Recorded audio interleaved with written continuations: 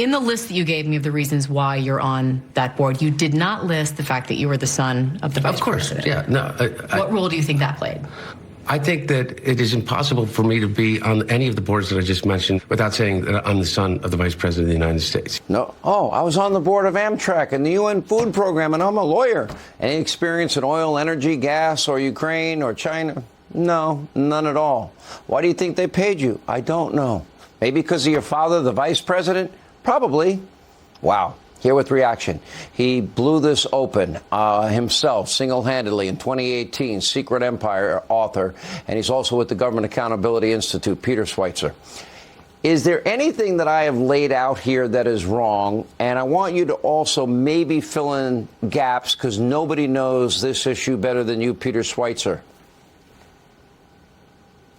No, I think you captured it very well, Sean. I mean, look, really from the beginning, Joe Biden is the center of all of this. Think when Hunter starts this business, Rosemont Seneca, that does the deals in China, that gets him hooked up in Ukraine. He starts it in 2009, just months after his father becomes vice president of the United States. Up until that point, Sean, he had been a lobbyist for entities in Delaware lobbying his own father. So the entire business enterprise was centered around his father's elevation to the vice presidency. And then you look at the deals in China. Those deals get secured days after he shows up in China, where? On Air Force Two with his father. So you cannot separate the Biden businesses from Joe Biden's political position in power. And the notion that he just shows up and shakes hands, and that just leads these foreign nationals to throw money at Hunter is laughable. These foreign nationals are sending money to Hunter Biden and the Biden family because they know it's going to give them special access and possible favors with the vice president of the United States. Okay, there have been 3 memos released by the House Oversight and Accountability Committee, and that's James Comer's committee. One thing we are trying to get a handle on is exactly how much money they did in business. Like, for example, the Russian oligarch, former First Lady of Moscow, Elena Baturina, $3.5 million, but also $120 million invested in their real estate ventures. That's a lot. You have talked about the $1.5 billion deal with China. That's not a part of this accounting yet. Nancy Mace thinks the business is generated north of $50 million. Others on the committee are suggesting north of $100 million. Do we have any idea exactly how much money we are talking about that the Bidens did in business with China and Russia, our number one and number two geopolitical foes, Ukraine, Kazakhstan, Romania, Mexico, over a dozen countries? Do we have any idea that total number? We don't yet, Sean, but that number keeps rising. We believe, based on the laptop, they did $31 million in China alone. And you're quite right. That BHR deal, the $1.5 billion private equity fund funded by the Chinese government, Hunter gets an ownership stake valued at about $20 million. That's not included in the count so far. And when it comes to Russia, you're right. Elena Baturina wires $3.5 million to Hunter's business. They put $120 million into Rosemont Realty, where Hunter is involved. He's an advisor at that company.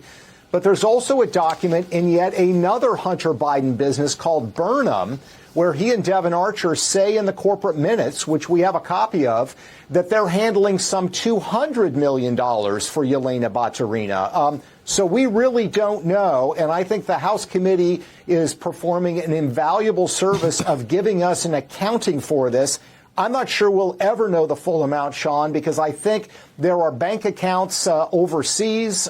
We know that one was set up for Hunter in Malta with the help of Burisma. We may never even get access to those financial records, but it's a shocking number, well north of $50 million in total.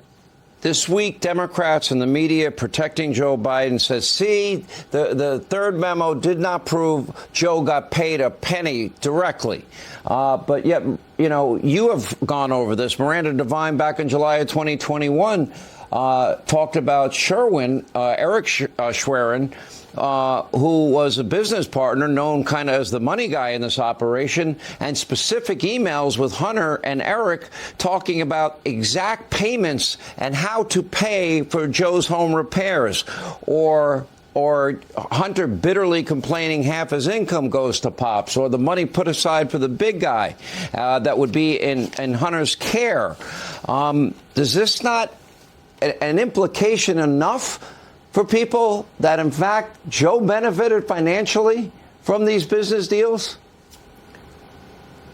Oh, absolutely, Sean. I mean, we know that tens of thousands of dollars when Joe Biden was vice president of the United States in bills were paid by Hunter Biden. By the way, that's illegal. Family members cannot pay the bills of politicians. But there's a larger point here, Sean. This notion that Joe Biden has to take the direct payment is simply factually not true. You mentioned, of course, the Foreign Corrupt Practices Act. If there are payments that are given to family members, in exchange or to curry favor with a government official, that's deemed as corruption. Also, the Obama-Biden administration signed international bribery standards, which explicitly said that bribery includes payments to family members. And this is the way it's generally done in the third world. If it's happening in Asia or Africa or in Europe, it's only the dumb ones, the dumb politicians that take direct payments. Usually it is funneled through a family member or a aide. And so this notion that is going around, all these hardened political journalists in Washington and politicians that said, wait a minute, this is what bribery is, they know better. And it's really disgraceful the way in which they are setting a standard now, Sean, where in a future administration, are we going to allow a Secretary of Defense for their family to be taking millions of dollars in payments from a Chinese company? That's the new Biden standard if this becomes accepted. Thank you. We appreciate it. Peter Schweizer.